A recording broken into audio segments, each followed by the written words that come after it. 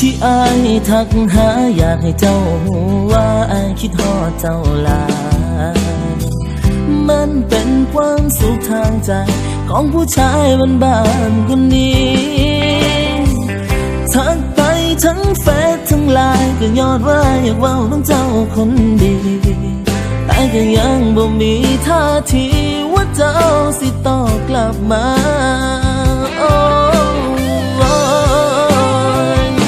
หันแชทสีชมพู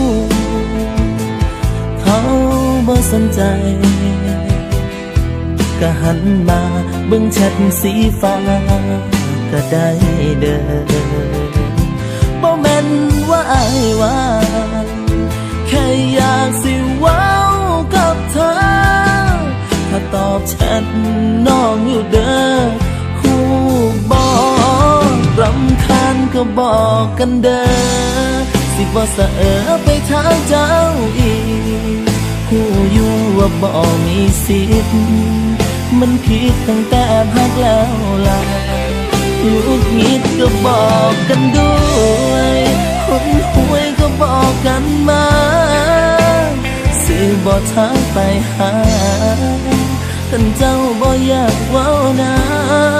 ำโอ้ยเพื่อให้เจ้าสบายใจ